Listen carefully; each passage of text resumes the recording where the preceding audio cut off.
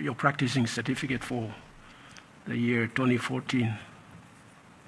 You recall applying for and receiving a lawyer's practicing certificate for the year 2014? I can't recall at the moment, but when I think the early 2000, I had an issue with law societies. I did apply, and they were arguing that because of my status on my matter in the criminal court, Kukua, who was the president at the time, had a very adamant view against me getting a practicing certificate. Could you explain how you got more than 50% of fees charged by Pacific Legal Group on this matter? Pacific Legal Group only spent about 3 weeks on this matter, from date of instructions to the completion and signing by the Governor General. My role, I started since 2013,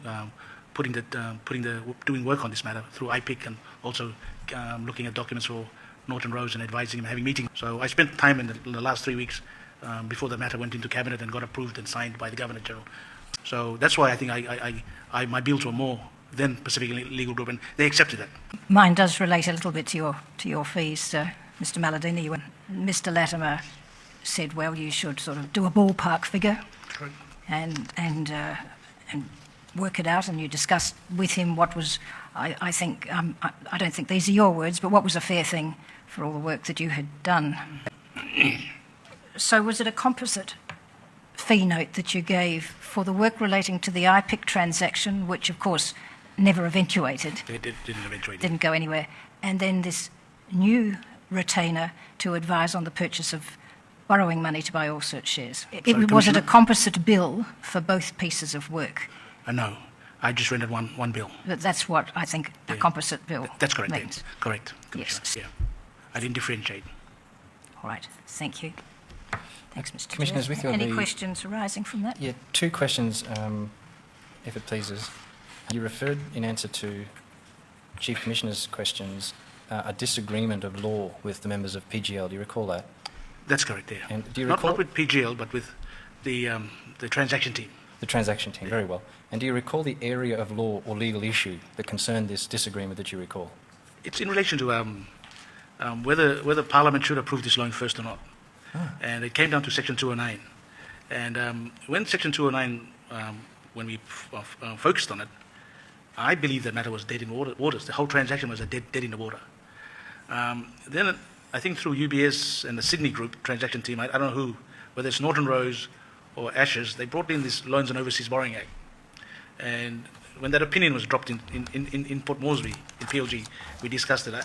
The only opinion I had was, I said, hey, that's an outweigh. We can use that. Mr. Maladina, what was your charge-out rate in 2013, 2014? All right. Would be between 1,000 to 1,500 Kina per hour. In the range of 1,000 to 1,500 Kina per hour? Correct. All right. Mr. Maladina, of the million Kina that you received, did you pay out any of that million Kina to anybody involved in this transaction? Never. Go to, for example, Mr. O'Neill? Never. Mr. Vele? No. Anybody else? No. You kept all of it? I've kept all of it.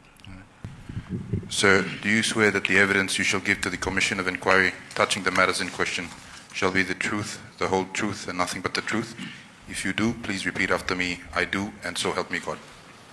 I do, so help me God. Thank you. Mr. Maladina, just for the record, would you please state your full name? Jimmy Maladina. Mr. Maladina, what's the name of the company to which the 1 million Kina was paid on your behalf? It's usually to my private company, known either two. One is called Flavalia Limited. Who does Flavalia bank with? Bank of South Pacific.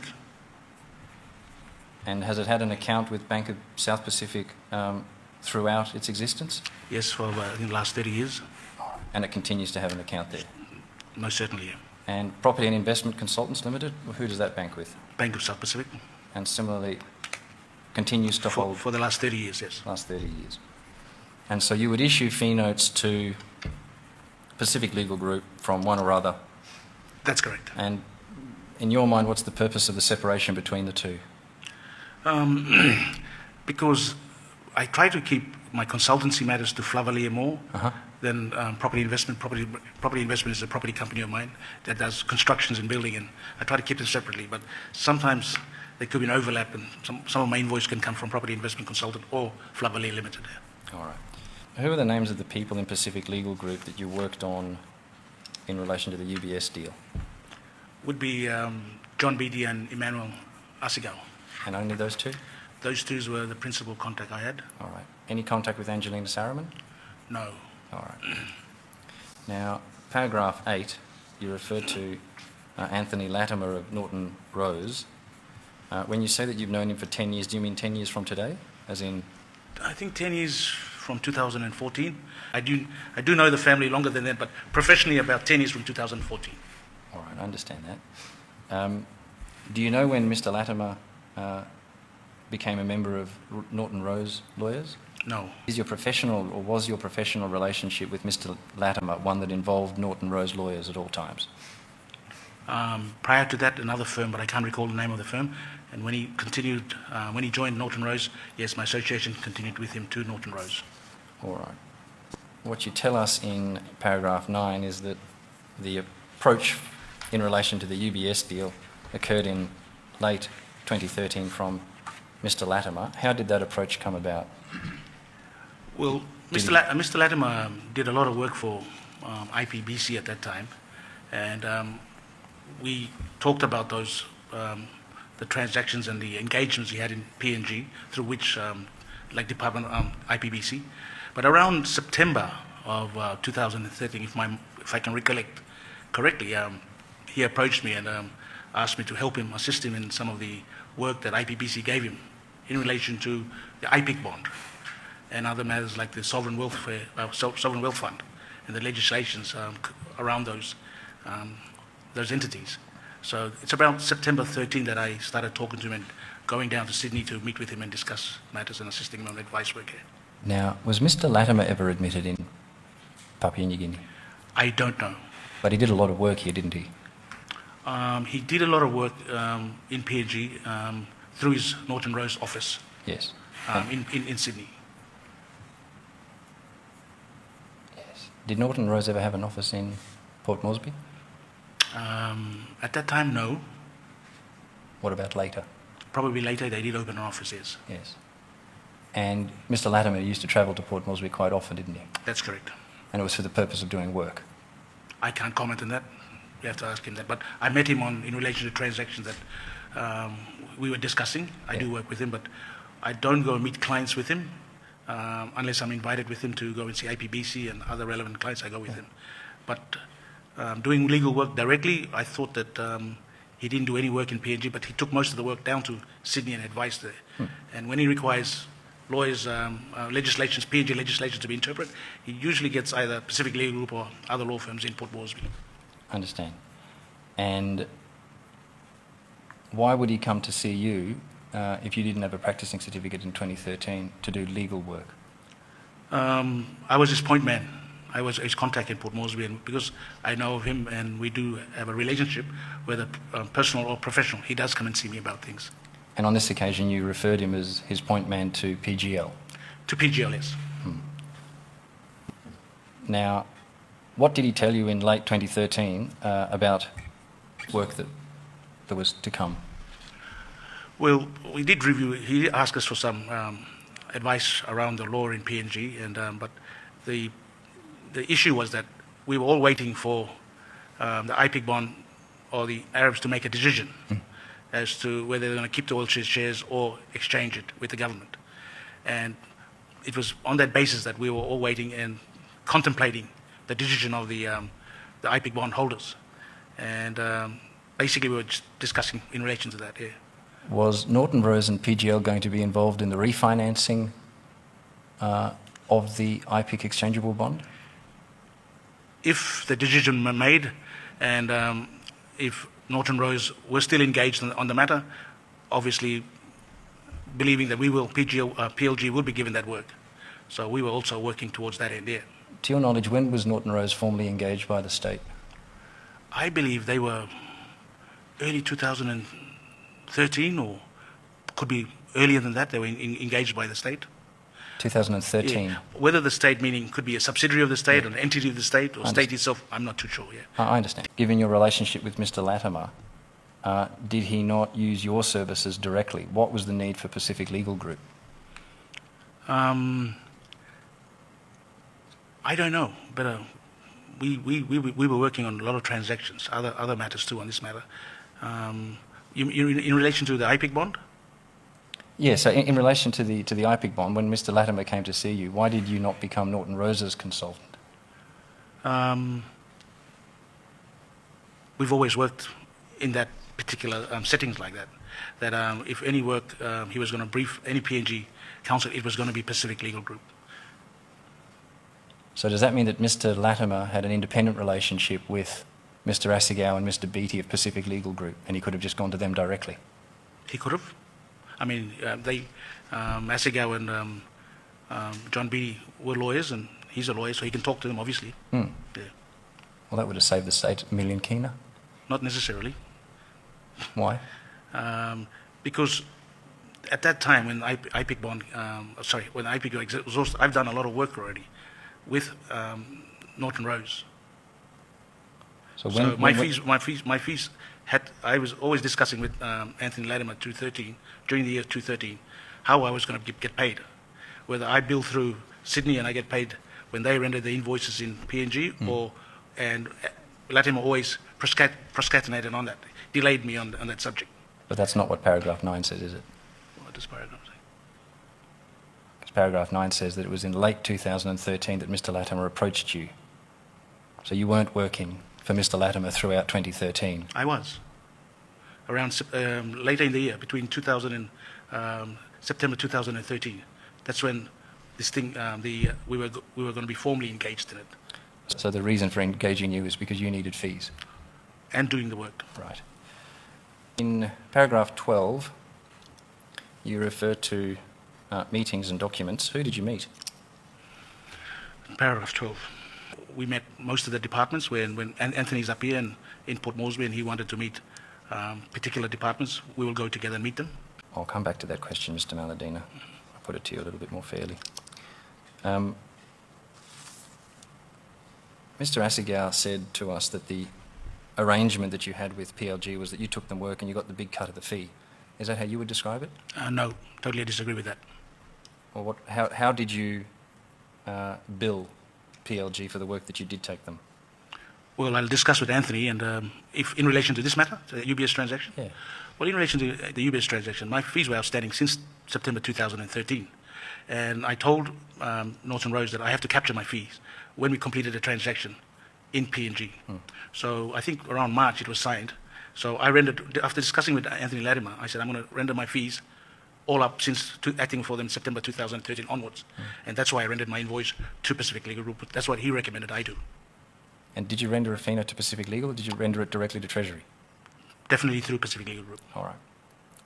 And is the $1 million Kina a nice round million?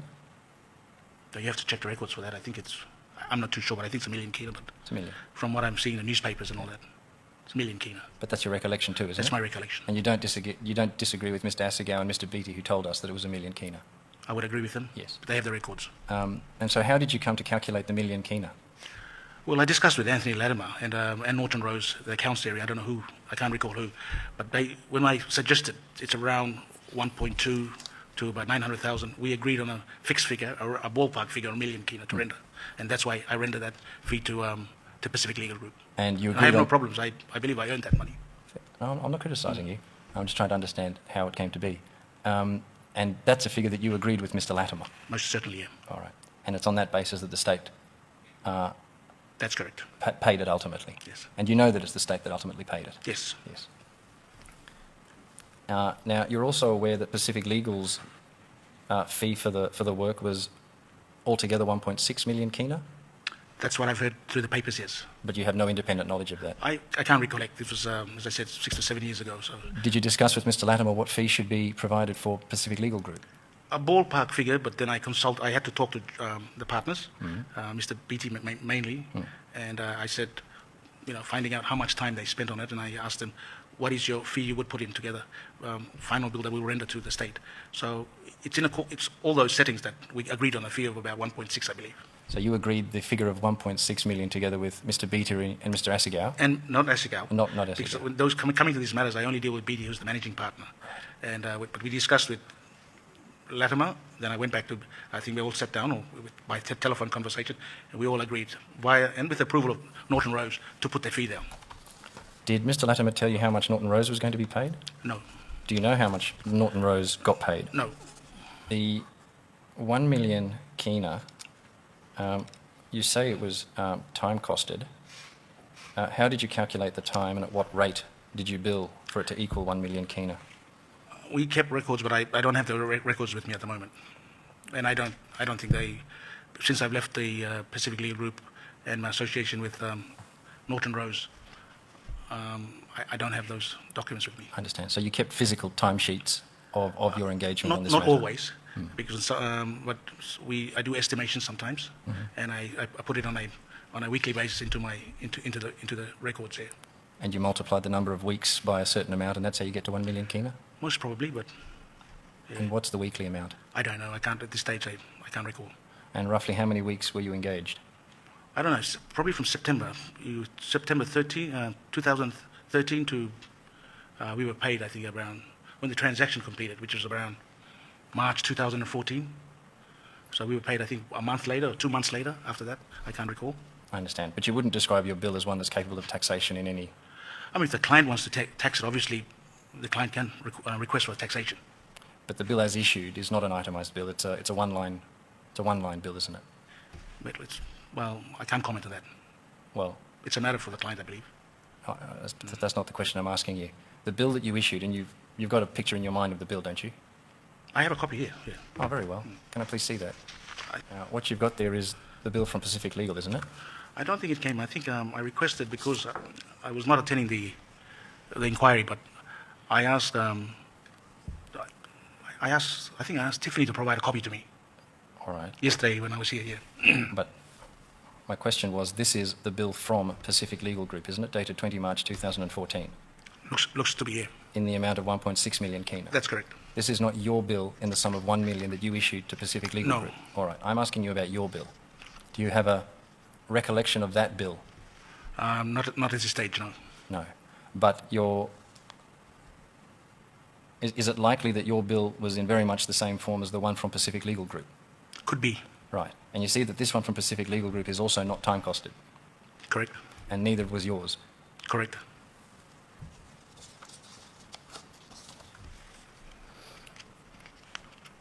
Now, you said you don't know which of the two companies this bill was issued by. Are you able to get us a copy of your invoice? I wouldn't. Not after all this period of time. I don't think I'll have a copy of it. How many years is 2014 to 2021? About 7? 7 years, yeah. Yeah. I imagine that both of your companies comply with their tax obligations? Most certainly. And are you not required in Papua New Guinea to hang on to financial records for 7 years? Both companies pay their taxes every year, and I'm up to date with my tax, and I've got tax clearance on both companies. No, I understand that, but my question concerned retention of financial records pursuant to... I don't think we are entitled to retain tax matters and tax files after 7 years in PNG. How long do you retain them for? I retain them for about 2 to 3 years for my tax purposes, and once everything is complied with the tax office and they give me a certificate of clearance every year, we basically move on. Right. Now, when you were discussing this matter with Mr. Latimer and maybe Mr. Beattie, who was your client? Norton Rose. I just want to understand who you were acting on behalf of. Norton Rose, who gave me instructing lawyers. All right. And you did as Norton Rose told you? Correct. All right. I understand your evidence that there was a period of work for Mr. Latimer.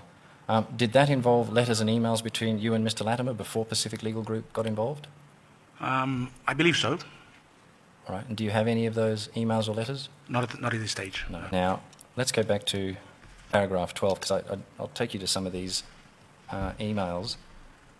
When you say attended meetings and reviewed documents on the UBS transaction, who were you meeting with? Give me the top 5 people that you met with in relation to this transaction. Would be Anthony Latimer. So Mr. Latimer is one person, or his team, you met with them. Latimer, John Beattie. So you met with Mr. Beattie, and yes. Emmanuel Asagao. And Asagao, yes. Those are the principal people for this UBS transaction. Mr. Diary Vela, I'll be in contact with him. Yes. But it's fair to say that the vast majority of the legal documents were prepared by Norton Rose in Sydney. I believe it came through Norton Rose. I think it came through the lawyers for UBS. Bulk of the documents were prepared by the lender. And that was Ashurst's. Correct. So Ashurst and Norton Rose did the bulk of the drafting, correct? Correct. And you didn't do any of that? Pacific Legal Group or myself? No, you. Yeah, myself. I didn't do it, but I reviewed them, yeah. You reviewed them. And is it the same with, for example, the payment direction deed? Did you review that? Payment direction deed. I've seen that document. I did have a copy of it at the time, yeah. What's your recollection? What was that document effecting? Payment direction from, I think, Kumul Petroleum to, if there's a shortfall, or if UBS wanted to direct the payments to repay the loan, they can direct Kumul Petroleum account in Singapore somewhere. If you were not acting as a lawyer in the relevant sense, what was your contribution to these documents that were helpful to either PGL or Norton Rose? Well, I believe they needed my experience in the past and my experience to that particular time, that in basic, they needed my advice on matters, and I contributed towards that. My note is that Mr. Beattie told us that you were not engaged as a lawyer in any sense. So, do you agree with that comment or not? I wouldn't comment. I wouldn't comment on BT because I don't know whether he said it or not. Well, if I want you to accept for the moment that this is what he said, that you were not engaged as a lawyer in any sense. Assume that he said that, and what's your response to that? That's for him to comment. I can't comment. No, I'm asking you to comment on Well, it. I'm not going to comment. I won't go into a slinging match with John Beattie. All right. And if I ask you directly whether or not you were engaged as a lawyer in any sense? You want to call up the transcript and... Chief, as best as I know, it's not available yet. Okay. I did look for it. All right, okay. But it's That's my recollection of Mr. Beattie's evidence. Yes. I would suggest that it's a reasonably accurate recollection. Thank you, Commissioner White. So again, assuming that you were not acting as a lawyer, what other value did you bring to either PGL or Norton Rose in this transaction? I think my experience and my opinion. In what?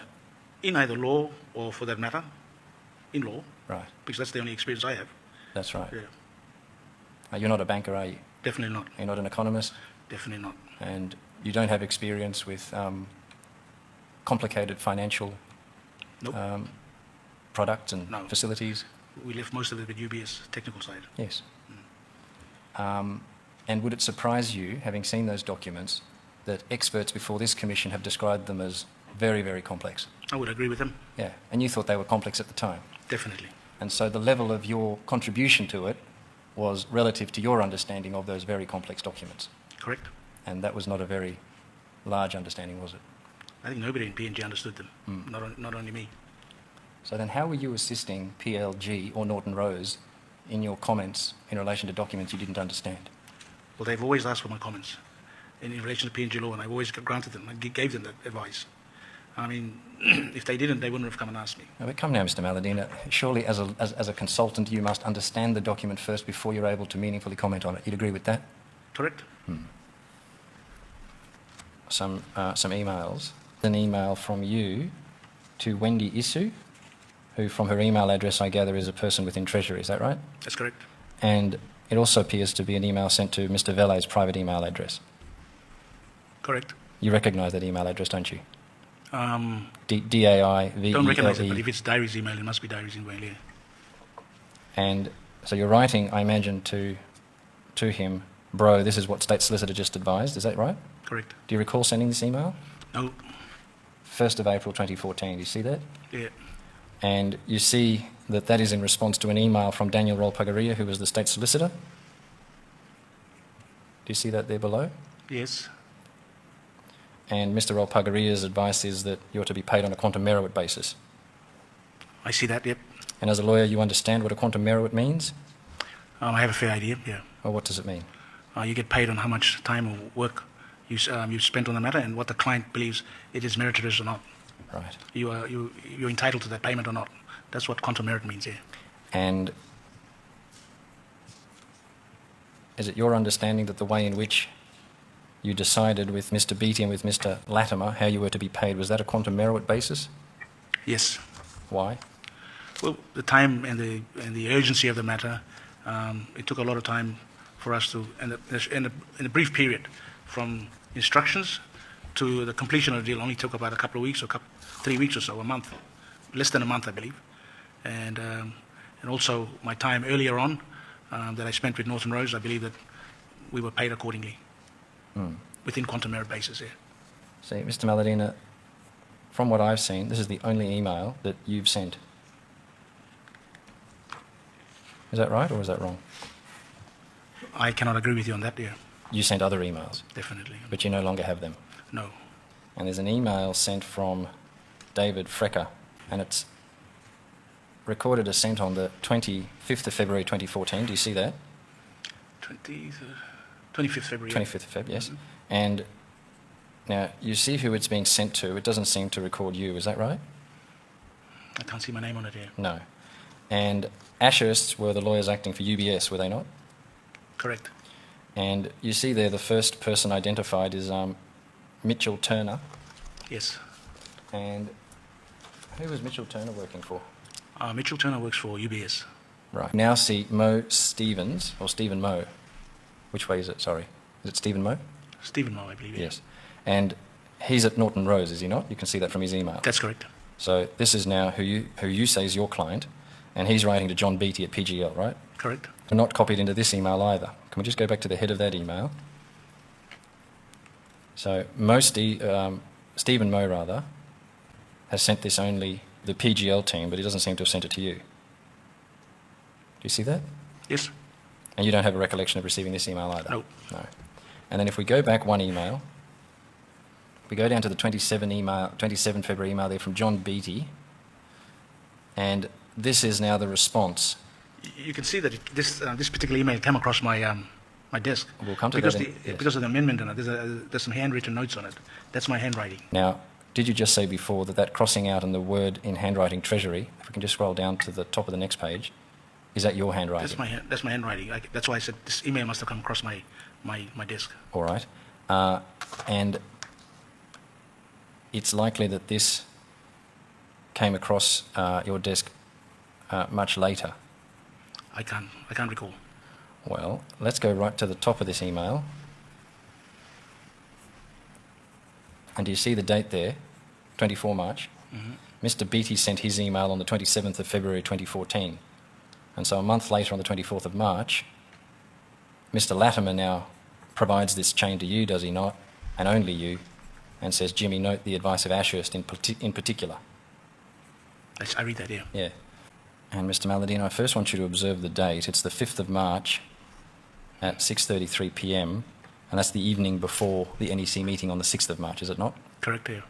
And this is an email from Lisa Kanaba from Treasury to you, and only you. Correct. And she addresses you as Mr. Maladina. Attached is the scanned letter. Original letter will be shortly dropped off at your office by our driver, Andrew. And do you recall what letter was being dropped off to you by Treasury on the evening of the 5th of March? Cannot recall. If we then go to the immediately preceding email, and this is on the same day, on the 5th, you see that? But it's on the 5th, and the timestamp that was recorded as AM. But it seems to me, Mr. Maladina, and you're very welcome to disagree, that this is you sending a copy of the letter to Daniel Rolpagaria. Do you see that?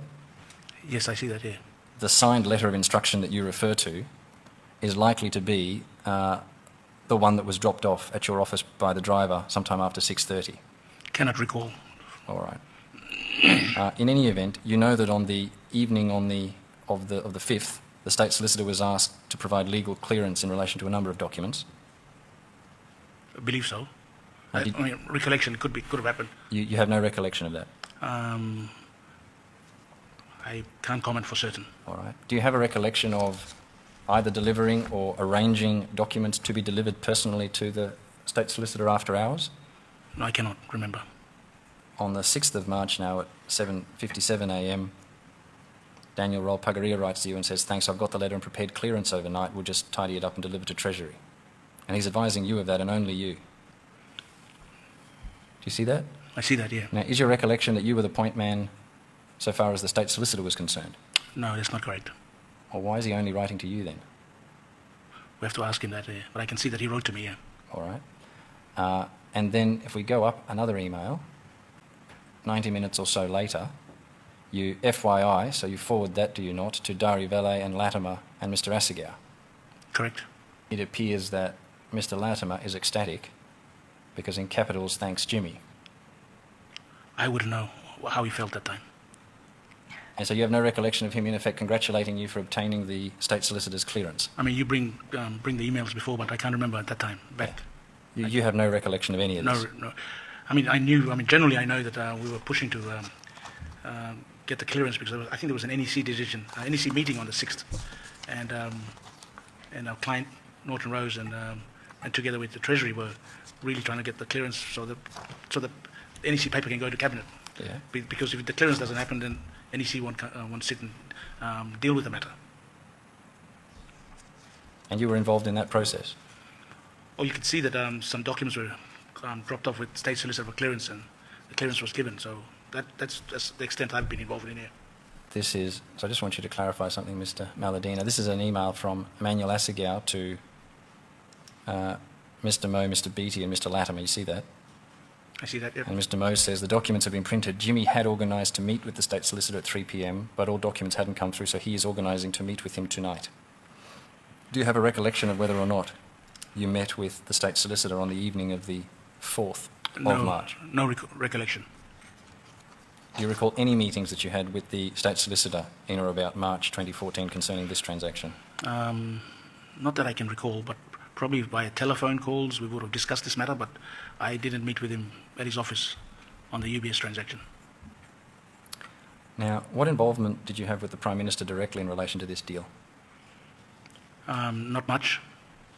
All right. But when we do socially meet or we do discuss how things are going. That's about it. And did he know what your role in this transaction was? I don't think so. Well, then on what basis would you be meeting with him in relation to this transaction? Well, he does come around to Pacific Legal Group office because I think he's a client of the firm. So we do discuss generally on the subject matter, but nothing in particular. Yeah. And so Mr. O'Neill was a client of Pacific Legal Group in 2014? I believe so. What kind of work was Pacific Legal Group doing for Mr. O'Neill in 2014? You have to ask John Beattie that. You were not involved in the consultancy concerning Mr. O'Neill? No, I was. I don't act for Mr. O'Neill. I understand. And you didn't assist PGL in doing Mr. O'Neill's legal work? Definitely not. And how often would Mr. O'Neill come around to the offices of PGL when you were there? From recollection, once a week. Once a week? Around that. Very rarely he comes, but he does come to consult with the partners of the firm. All right. And did that continue throughout 2013?